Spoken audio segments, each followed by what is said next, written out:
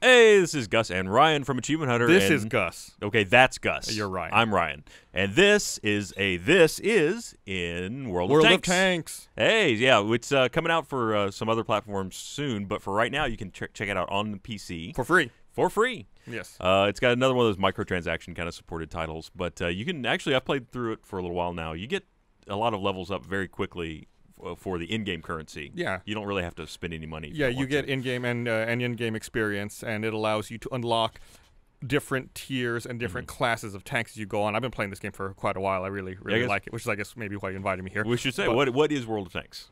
It's, like I said, a free-to-play MMO that just has, I guess, relatively large-scale tank battles. So it's two teams either vying to capture each other's bases or destroy all the tanks on the enemy teams. And it's usually like a one-life setup, right? Right. So yeah. Oh, yeah. Once you're eliminated, that's it. You're out. So it's very tactical. It's also got tank classes. So it's sort of like your FPSs, but with tanks. Right. You've got there's like a sniper class. So there's different classes of tanks, and then on top of that, there's different tiers of tanks. I believe they go from 1 to 10 tier-wise, and of course, the higher the tier, the better the tank. And then I think the classes or the vehicles are like light, medium, heavy, tank destroyer, and then the self-propelled gun. That's it. Which is the artillery. Yes. And yeah, I think I've played one of each. The sniper class just has you can zoom in and has a much more powerful single shot. Your light tanks are good for scouting around and getting behind the enemy really quickly. Medium obviously is just for general duty, and then the heavies are the slower fighter defender kind of types. The way I play, I really prefer the medium tanks because I feel like it's a decent amount of firepower and speed. It's not the fastest, it's not the strongest, but it's a good compromise between them. And then normally what I like to do is I hide in the bushes. So that's another thing that's actually kind of interesting about this game is the way enemy detection works. Is you have a radio, and you can upgrade all the parts in your tanks. So you have a radio. And the radio it has like a certain amount of power and a certain amount of distance. If another player within your radio distance sees an enemy and they have a radio that can reach you, you know what your ally sees. So it's like you have to kind of spread out your allies. Make a loose net. Right, have a network. That way everyone can pass the information about what enemies they see.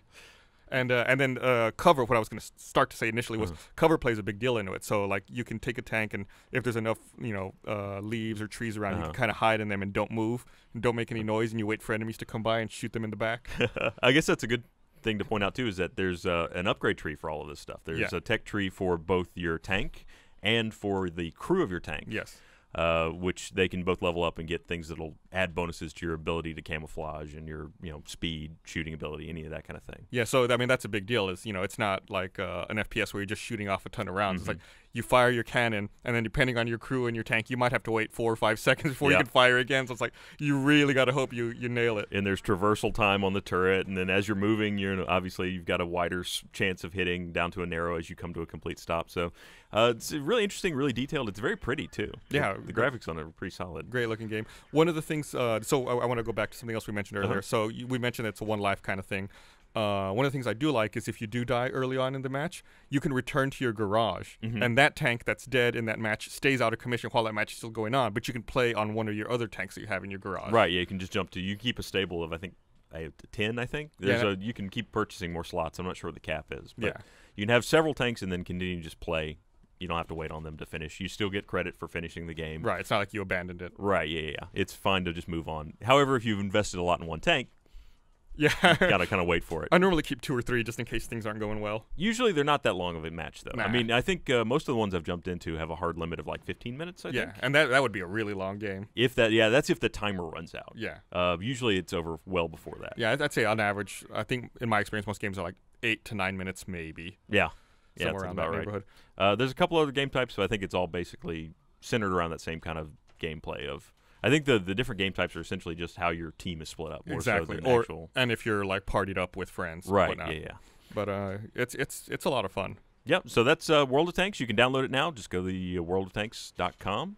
And you can download and play it for free. For free. And it will be coming out to consoles later, like I said, but you can check it out now and see if you want to play it when it gets there. Just learn all the maps. That way you have a leg up. Yeah.